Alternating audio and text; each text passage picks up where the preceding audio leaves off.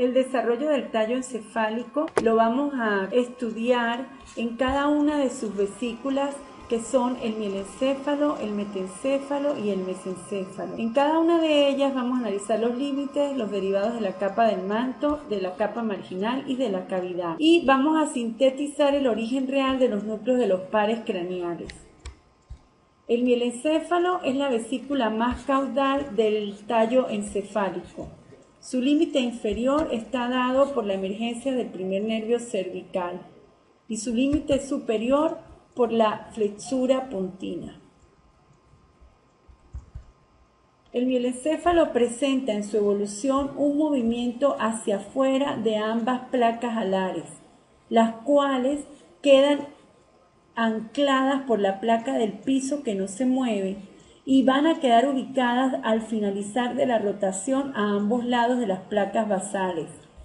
Es necesario recordar que el mielencéfalo, al igual que la médula espinal, presenta dos placas basales de función motora, dos placas alares donde las neuronas se diferencian en neuronas sensitivas, una placa del techo entre ambas placas alares y una placa del piso entre ambas placas basales, que entre la placa alar y la placa basal se encuentra el surco limitante y que el tubo a este nivel también tiene una cavidad. Por lo tanto, en este tema vamos a ver los derivados de las placas alares, de las placas basales, de la cavidad, de la placa del techo, de la placa del piso cuando sea necesario o de componentes del área marginal cuando sea necesario. Cuando se produce la separación de las placas alares del mielencéfalo, la parte correspondiente a la placa del techo se adelgaza, quedando conformada solamente por epitelio ependimario. Las placas alares quedan ubicadas a ambos lados de las placas basales.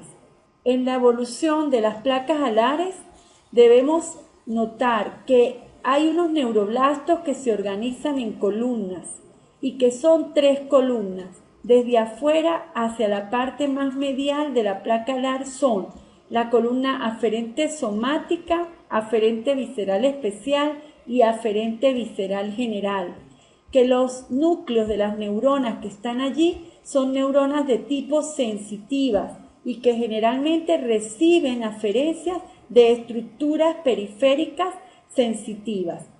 Entonces tenemos la columna aferente somática, está representada por el núcleo del octavo y por el núcleo del quinto par craneal. El octavo par recibe las aferencias del oído y de los conductos semicirculares y el quinto par recibe las aferencias de la cara. La columna aferente visceral especial está representada por el núcleo del haz del fascículo solitario, que está conformada por 2 núcleos, el núcleo del noveno y el núcleo del 10º par. El núcleo del noveno par o glosofaringio recibe la sensibilidad especial procedente de la raíz de la lengua y de la epiglotis, y el núcleo del 10º par o vago recibe la sensibilidad especial procedente de estructuras laringias y faringias. La columna aferente visceral general está representada por el núcleo sensitivo dorsal del vago. Aquí se recibe la sensibilidad de las vísceras tóraco-abdominales. Otros neuroblastos migran en sentido ventral y se ubican en la capa marginal, formando el complejo nuclear de la oliva vulvar. Otros migran a nivel más superior, como es el metencéfalo, y allí forman parte de los núcleos pontinos. En cuanto a las placas basales, ellas están segmentadas también en 3 columnas, que desde el surco limitante hasta la placa del piso son la columna eferente visceral general, eferente visceral especial, eferente somática. Es decir, son columnas donde sus neuroblastos son de tipo motor. La columna eferente visceral general está representada por el núcleo motor dorsal del vago y por el núcleo salival inferior del noveno par. Del núcleo motor dorsal del vago salen fibras preganglionares que van a los ganglios intrínsecos de las vísceras tóraco-abdominales, de donde salen fibras postganglionares para la inervación de esas vísceras. Del núcleo salival inferior del noveno par salen fibras preganglionares que van a ir al ganglio óptico para inervar desde allí con sus fibras postganglionares a la glándula parótida. Estos dos núcleos pertenecen al sistema nervioso parasimpático. De la columna eferente visceral especial a este nivel se forman tres núcleos, el noveno par, el décimo par y el onceavo par. Los tres núcleos conforman un gran núcleo denominado núcleo ambiguo. De la columna eferente somática sale el núcleo del doceavo par hipogloso, el cual va a la musculatura lingual. De la cavidad del mielencéfalo se forma la parte inferior del cuarto ventrículo. Del techo del mielencéfalo se forman los plexos coroideos del cuarto ventrículo. Su formación se debe a que el epitelio ependimario de la placa del techo es invadido por pia madre muy vascularizada y esas dos estructuras conforman la tela coroidea. La tela coroidea presenta invaginaciones digitiformes dentro de la cavidad del cuarto ventrículo, la cual corresponde a los plexos coroideos. De la sustancia blanca se forma la capa marginal del mielencéfalo. El metencéfalo tiene un límite inferior que es la flexura pontina y un límite superior que es el istmo del rombencéfalo. La evolución del metencéfalo es similar al mielencéfalo, donde las placas alares quedan ubicadas a ambos lados de las placas basales, mientras que la placa del techo se hace muy delgada. ¿Cuáles son los derivados de las placas alares? Se forman tres columnas similares a las del mielencéfalo. La columna más externa es la aferente somática y también presenta núcleos del octavo y del quinto par. La columna aferente visceral especial corresponde al núcleo del haz del fascículo solitario en su parte más craneal, está representada por el séptimo par y recibe las aferencias de los 2/3 anteriores de la lengua. Y la columna aferente visceral general está representada por el núcleo sensitivo dorsal del vago. Otros derivados de las placas alares son los núcleos pontinos y los labios rómbicos, que son neuroblastos que crecen en sentido dorsal para formar estas dos estructuras que se van a fusionar por arriba de la placa del techo y van a ser el primordio del cerebelo. De las placas basales se derivan tres columnas. La columna eferente visceral general, muy cercana al surco limitante, representada por el núcleo motor dorsal del vago y por el núcleo salival superior del séptimo par. De este núcleo motor dorsal del vago es similar al del mielencéfalo y el salival superior da las fibras preganglionares que van a inervar a los ganglios esfenopalatino y submaxilar, y de allí salen las fibras postganglionares para las glándulas submaxilar, sublingual y la glándula lagrimal. La columna eferente visceral especial forma los núcleos masticatorios del quinto par para la musculatura del primer arco branquial y el núcleo de la expresión facial del séptimo par para la musculatura de ese mismo nombre, de la expresión facial. La columna eferente somática da el núcleo del sexto par que va a inervar el músculo recto externo del ojo.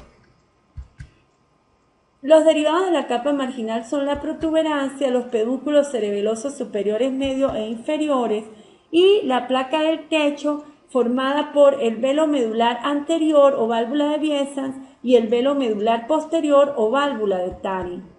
Aquí podemos observar en este esquema el derivado de la cavidad del metencéfalo, que es la parte superior del cuarto ventrículo. También observamos al velo medular anterior y al velo medular posterior. Este es un corte de metencéfalo.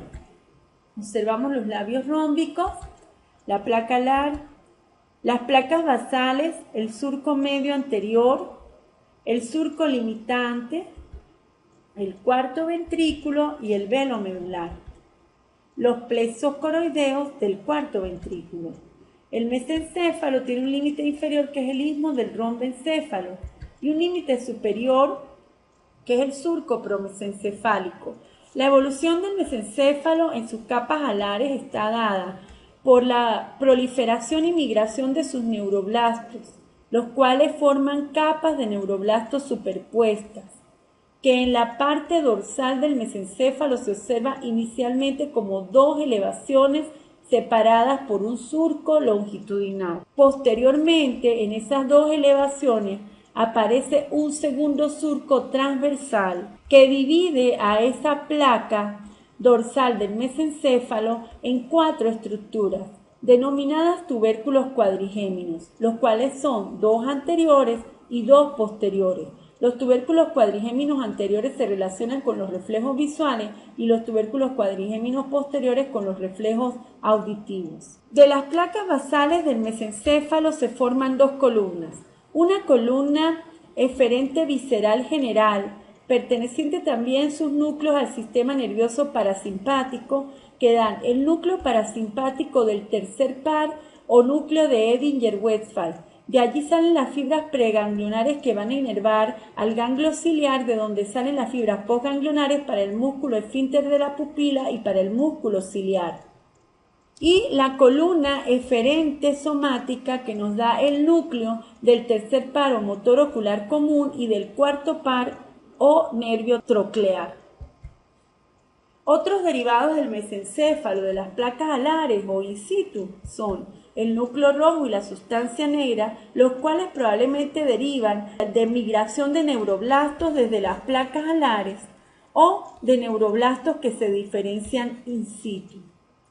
Y otros derivados de la capa marginal y de la cavidad serían: de la cavidad del mesencéfalo se forma el acueducto de Silvio, porque esta cavidad se hace muy estrecha a nivel del mesencéfalo y ese acueducto de Silvio conecta al tercer ventrículo con el cuarto ventrículo, mientras que la capa marginal se engrosa notablemente en su porción ventral y forma los pedúnculos cerebrales.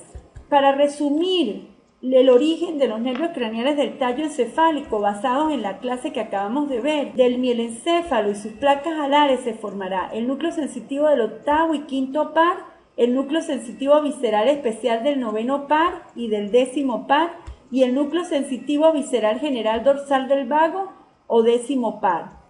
El metencéfalo aportará en sus placas alares el núcleo sensitivo del octavo y quinto par también, el núcleo sensitivo visceral especial del séptimo par y el núcleo sensitivo visceral general dorsal del vago, décimo par. Y en el mesencéfalo los tubérculos cuadrigéminos superiores e inferiores. De las placas basales en el mielencéfalo, el núcleo del doceavo par hipogloso, el núcleo ambiguo, representado por el noveno, por el décimo y por el onceavo par, y el núcleo motor dorsal del vago y el núcleo salivar inferior del noveno par. Del metencéfalo, el núcleo del sexto par o motor ocular externo, el núcleo masticatorio del quinto par y el núcleo de la expresión facial del séptimo par, el núcleo motor dorsal del vago y el núcleo salival superior del séptimo par. Y del mesencéfalo, el núcleo motor ocular común, tercer par, y el núcleo del nervio troclear o cuarto par, y el núcleo parasimpático de Edinger-Westphal del tercer par. Muchas gracias.